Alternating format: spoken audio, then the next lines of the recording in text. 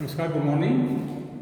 मैंने कल आपको बताया था धार्मिक साहित्य के बारे में, और अब आइए हम धार्मिक साहित्य के बाद बहुत सा साहित्य हमारा लौकिक साहित्य है, यानी कि ऐसे ग्रंथ हैं जिसमें धर्म का उल्लेख बहुत कम मिलता है, परंतु जीवन के और विषय हमको इन ग्रंथों में ज़्यादा मिलते हैं। यानी कि धार्मिक साहित्य के बाद हमारा जो दूसरा महत्वपूर्ण ग्रंथ आता है, जो दूसरे महत्वपूर्ण ग्रंथ आए हैं वो है लौकिक साहित्य में। लौकिक साहित्य जैसे मैंने आपको बताया, लौकिक साहित्य वो साहित्य है जो कि जिनका संबंध धर्म से कम है, परंतु जिनका संबंध अन्य विषयों से अधिक है। यानी ऐसा साहित्य जो धर्म से संबंधित नहीं है, परंतु हमारे अन्य जीवन के जो विभिन्न पक्ष हैं उनसे संबंधित ये साहित्य है। और इन साहित्यों को हम कई भागों में बांट सकते हैं, यानी कि कई तरह का साहित्य हमारे यहाँ रचा गया है। उन साहित्य में हम ऐतिहासिक साहित्य ले सकते हैं, जीवन चरित्र ले सकते हैं, राजनीति शास्त्र से संबंधित जो विषय है वो ले सकते हैं, नीति विषय जो ग्रंथ हैं वो ले सकते हैं, काव्य ले सकते हैं, नाटक ले सकते हैं, कथा कोश ले सकते हैं और कोश ग्रंथ ले सकते हैं। अब आइए, अगर हम ऐतिहासिक साहित्य की बात करें, ऐतिहासिक साहित्य से मेरा मतलब है ऐसे ग्रंथ जिनसे कि हमें ऐतिहासिक सूचनाएं प्राप्त होती हैं, ऐसे ग्रंथ जिनसे हमें उस समय के भारत की, तत्कालीन भारत की उस राजनीतिक जानकारी हमको प्राप्त होती है। ऐसे कौन से ग्रंथ हैं? जैसे कि मैंने एक वीडियो में आपको ये बताया था कि पश्चिमी इतिहासकार भारत के ऊपर ये आरोप लगाते हैं कि भारतीयों में इतिहास ज्ञान नहीं था, वो ऐतिहासिक पुस्तकें नहीं लिखते थे, इतिहास लेखन की उनकी वो परंपरा नहीं थी जो कि पश्चिम में थी। परंतु कल्लन भारत का पहला इतिहासकार है जिसने कि भारत के इतिहास को, कश्मीर के इतिहास को क्रमबद्ध तरीके से तथ्यात्मक रूप से लिखने की कोशिश की है। तो कल्लन प्राचीन भारत के पहले इतिहासकार हैं जो कश्मीर के इतिहास को लिखने की कोशिश करते हैं। 7वीं शताब्दी से लेकर 12वीं शताब्दी तक कश्मीर के राजाओं का उल्लेख इस ग्रंथ में है। तत्कालीन भारत को समझने के लिए, तत्कालीन कश्मीर को समझने के लिए कल्लन का ये ग्रंथ बहुत महत्वपूर्ण है। और कल्लन ने कश्मीर के इतिहास को लिखने के साथ साथ प्रसंगवश और भी अन्य कई राजाओं के, अब और कई जो उस समय के राजा थे उनका उल्लेख किया है। तो कश्मीर के साथ साथ अन्य राजाओं की जानकारी भी हमको इस कल्लन की राजधानी से प्राप्त हो जाती है। और ये इतने निष्पक्ष थे, कल्लन खुद कहते हैं कि निष्पक्ष इतिहास वही लिख सकता है जो कि किसी प्रकार के लोभ लालच में नहीं पड़े। यानी कि एक निष्पक्ष इतिहासकार के जब हम इतिहास लेखन करते हैं तो ये उम्मीद की जाती है कि वो जो भी लिख रहा है, जो भी इतिहास का जो तथ्य लिख रहा है, जो घटना लिख रहा है, कम से कम वो निष्पक्ष हो, वो पक्षपात रहित हो। तो कल्लन ऐसे इतिहासकार है कि वो ये कहते हैं कि निष्पक्ष इतिहासकार वही होता है जो किसी प्रकार के लोभ और लालच में नहीं आता और निष्पक्ष रूप से अपनी बात वो लिखता है। यानी कि एक तरह से तत्कालीन भारत के शासकों के बारे में, तत्कालीन कश्मीर के बारे में ये बहुत महत्वपूर्ण ग्रंथ है। तो ऐतिहासिक साहित्य के बाद हमारे पास जो दूसरा साहित्य है वो जीवन चरित्र है। जीवन चरित्र से मेरा मतलब ये जीवन चरित्र वो है जो किसी न किसी शासक के जीवन से संबंधित है।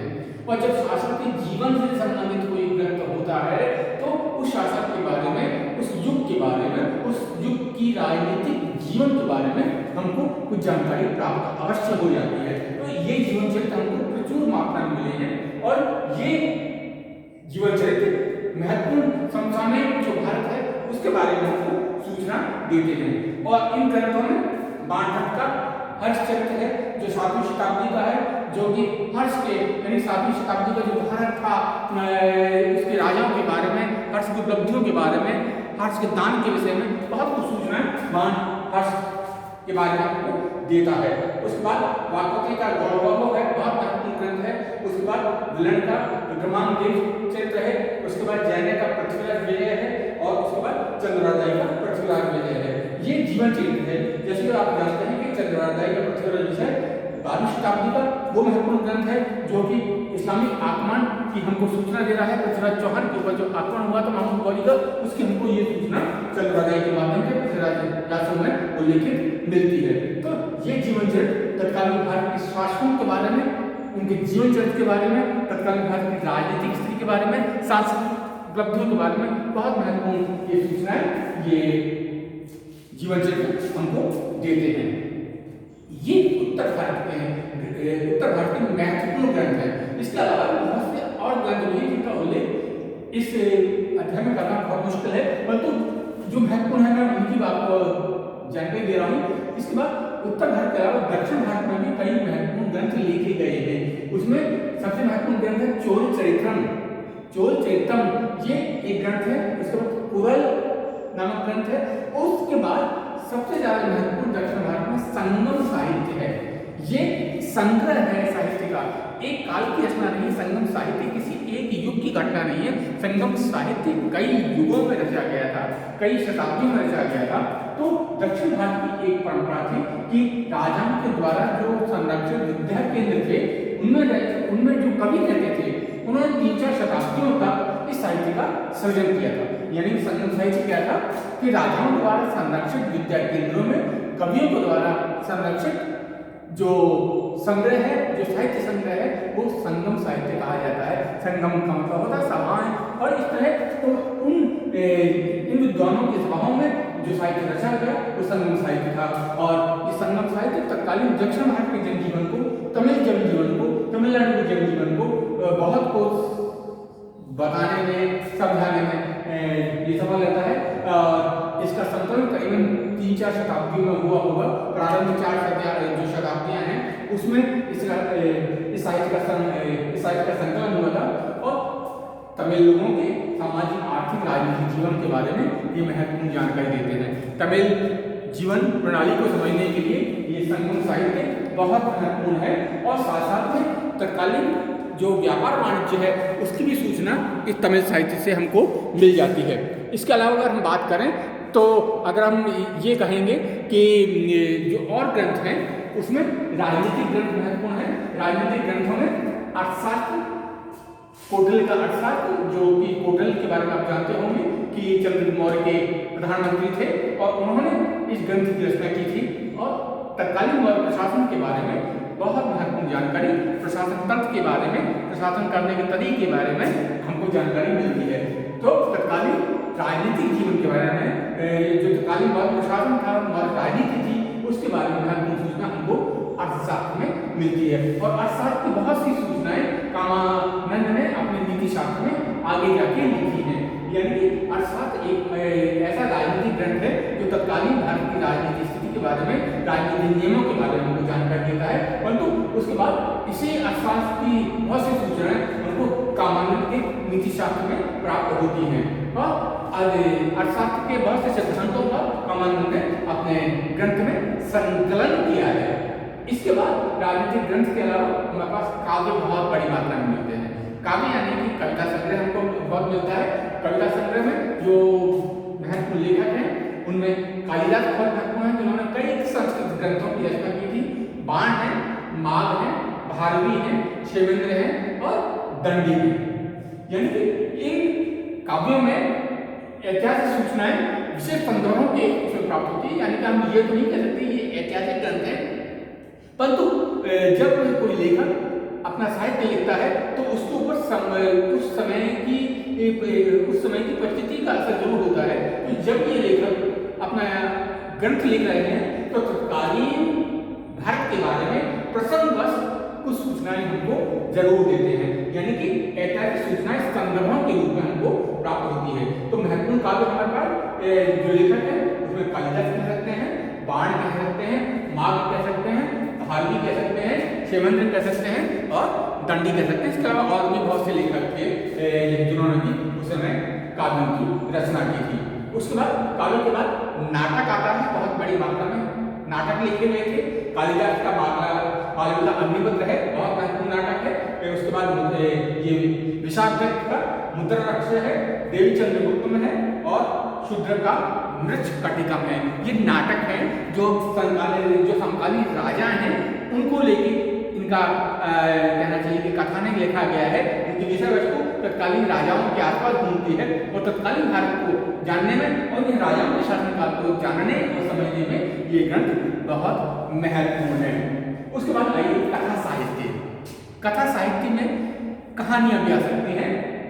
उसमें सबसे पहले आइए विष्णु शर्मा, यानी पंचतंत्र लिखा था विष्णु शर्मा ने।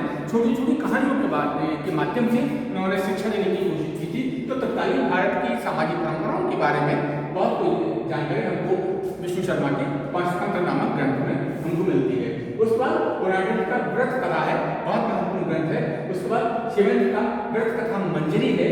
उसके बाद सोमदेव का कथा सत्य सागर है। उसके बाद आता है कोश साहित्य। इसमें कोश साहित्य में अमर सिंह नामक एक लेखक है, उन्होंने अमरकोश की रचना की थी। उसके बाद यादव प्रकाश का वैजयंती है। उसके बाद शिवेंद्र का अभिधान चिंतामणि नामक ग्रंथ है। यानी कि ये जो ग्रंथ है वो कोश साहित्य में आते हैं। कौन कौन से आते हैं? अमर सिंह का अमरकोश आता है, यादव प्रकाश का वैजयंती आता है और शिवेंद्र का अभिधान चिंतामणि नामक ग्रंथ आता है। उसके बाद नीति विषय जो ग्रंथ है, जो नीति संबंधी बातें हमको बताते हैं, उसमें मेधातिथि का मिताक्षरा है। बहुत महत्वपूर्ण ग्रंथ है मेधातिथि, और उन्होंने जिस ग्रंथ की रचना की थी उसका नाम था मिताक्षरा। उसके बाद कामानंद का नीति शास्त्र है। और अन्य ग्रंथों में हम ले सकते हैं पाणिनि की अष्टाध्यायी। पाणिनि की अष्टाध्यायी इसलिए भी महत्वपूर्ण है कि तत्कालीन भारत को समझने में पाणिनि ने जिन बातों का उल्लेख किया है वो हमारे लिए इतिहास को समझने के लिए बहुत महत्वपूर्ण है। इसके साथ साथ तत्कालीन भारत में जो आक्रमण हुए थे उसको भी समझने में ये ग्रंथ बहुत महत्वपूर्ण है। 6वीं शताब्दी का ये ग्रंथ है। माना जाता है कि इसका रचनाकाल 6वीं शताब्दी ईस्वी पूर्व रहा होगा और इसमें उदाहरण के रूप में पश्चिमोत्तर भारत के राजनीतिक संघों का तथा भारत के कई स्थानों और बहुत सी जातियों का उल्लेख इसमें मिलता है। यानी कि अगर हम पाणिनि की अष्टाध्यायी की बात करें कि ऐतिहासिक सूचना हमको क्या क्या मिलती है, तो जो पश्चिमोत्तर भारत की राजनीतिक जो स्थिति थी उसके बारे में हमको जानकारी प्राप्त हो जाती है। और इसके साथ साथ पाणिनि हमको बताते हैं कि तत्कालीन भारत में कौन कौन से स्थान थे, कौन कौन सी जगह थी, उनके बारे में भी जानकारी हमको मिलती है। यानी तत्कालीन जो भारत था पाणिनि के अष्टाध्यायी से तत्कालीन भारत की ज्योग्राफिकल स्थिति के बारे में हमको थोड़ी बहुत जानकारी प्राप्त हो जाती है। और महत्वपूर्ण ग्रंथों में अगर हम कहें तो पतंजलि का महाभाष्य है और ये अष्टाध्यायी पर लिखा गया महाभाष्य समकालीन शुंग सम्राट पुष्यमित्र शुंग के संबंध में कुछ महत्वपूर्ण जानकारी हमको देता है। यानी पतंजलि महाभाष्य क्या है? अष्टाध्यायी पर लिखा गया महाभाष्य शुंग शासन व्यवस्था में जो पुष्यमित्र शुंग थे उनके बारे में हमको जानकारी देता है। इसके अलावा गार्गी संहिता भी शुंगकालीन भारत की राजनीतिक स्थिति के बारे में हमको जानकारी देती है और यवनों के आक्रमण की जानकारी हमको इस गार्गी संहिता में मिलती है। यानी कि गार्गी संहिता से मेरा मतलब है जो ये ग्रंथ है उसमें शुंगकालीन भारत को जानने और समझने में काफी मदद मिलती है। और जो यवन आक्रमण हुए थे, यवनों के आक्रमण की सूचना भी हमको इस ग्रंथ में मिलती है और तत्कालीन यवन आक्रमण का क्या परिणाम निकला था इसके बारे में भी हमको इसकी सूचना मिल जाती है। तो ये बहुत महत्वपूर्ण ग्रंथ हैं जो तत्कालीन भारत के बारे में इतिहास लेखन में हमें मदद करते हैं। तो मैंने इस वीडियो के अंदर आपको जो धार्मिक साहित्य है उसके अलावा जो हमारे पास महत्वपूर्ण लौकिक साहित्य है उनके बारे में आपको जानकारी दी थी। ये सारे ग्रंथ बहुत महत्वपूर्ण हैं और इनको एक बार आपको जरूर देख लेना चाहिए। और ये सारे ग्रंथ आपके जनरल नॉलेज की दृष्टि से और परीक्षा की दृष्टि से भी काफी महत्वपूर्ण माने जा सकते हैं। तो अगले वीडियो में मैं आपको इतिहास जानने के स्रोतों के रूप में विदेशी यात्रियों का जो विवरण है उनके बारे में आपको मैं जानकारी दूंगा। बहुत ध्यान से इन वीडियो को देखिएगा और कोई समस्या हो तो जरूर बताइएगा।